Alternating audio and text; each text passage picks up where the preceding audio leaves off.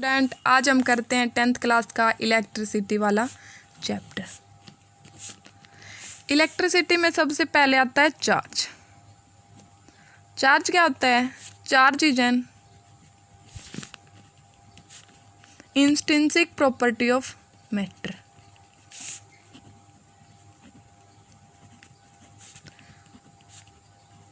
आप इसको ये भी बोल सकते हो कि charge is an intrinsic property of matter, या फिर आप इसको ये बोल सकते हो charge is the last property of matter. Charge क्या होती है? लास्ट प्रॉपर्टी ऑफ मैटर होती है।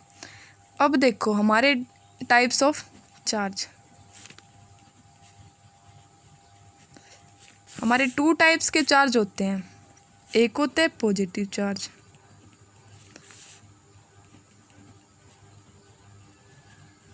एक होता है नेगेटिव चार्ज।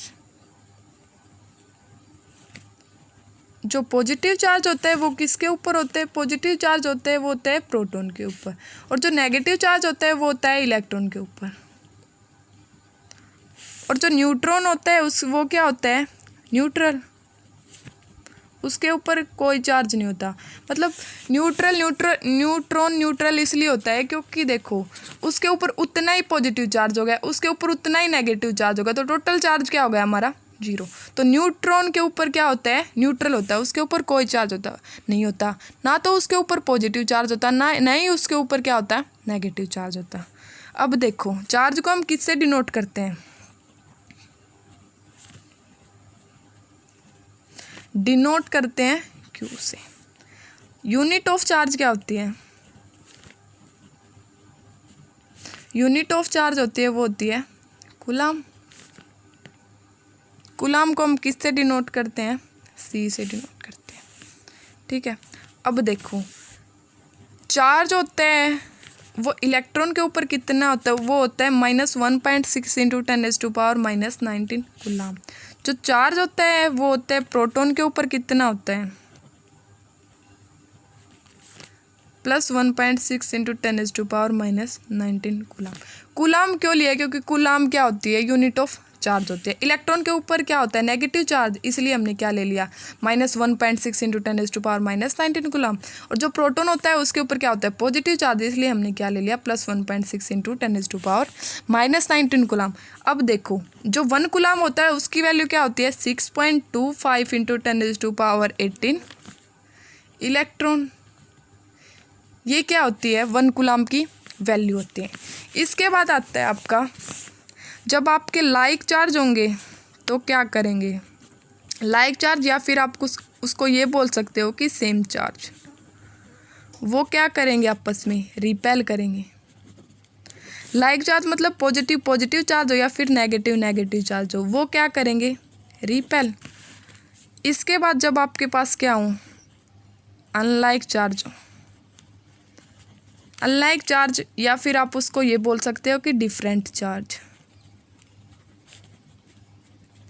वो क्या करेंगे? अट्रैक्ट करेंगे।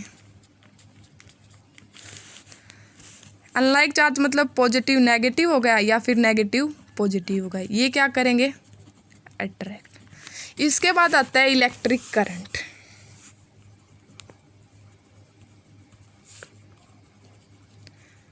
इलेक्ट्रिक करंट क्या होता है? इलेक्ट्रिक करंट को हम I से डिनोट करते हैं। उसका जो फॉर्मूला होता है वो होता है चार्ज अपॉन टाइम। तो यहाँ से इलेक्ट्रिक करंट की डेफिनेशन बना सकते हैं। Electric current is defined as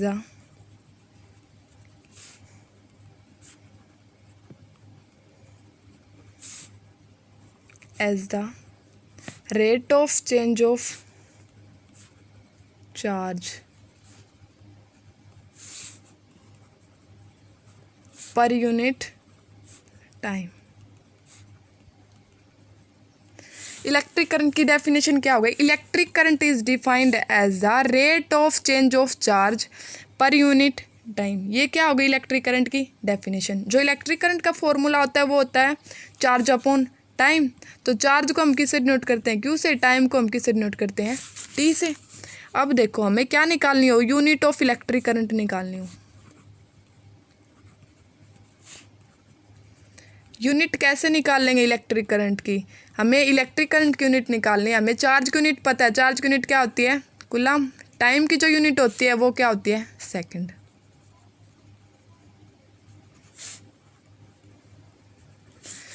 coulomb को हम सी से डिनोट करते हैं और सेकंड को हम एस से डिनोट करते हैं। तो इलेक्ट्रिक करंट की जो यूनिट हो गई सी एस की पावर -1। ये क्या हो गई इसकी इलेक्ट्रिक करंट की हमारी डिराइव्ड यूनिट। डिराइव्ड यूनिट मतलब हमने क्या की है, जो इलेक्ट्रिक करंट का जो फॉर्मूला था उससे हमने क्या किया है, ये डिराइव किया है। इसके बाद जो इसकी फंडामेंटल यूनिट होती है, fundamental unit of electric current, वो क्या होती है? एम्पियर। उसको हम किससे डिनोट करते हैं? ए से डिनोट करते हैं।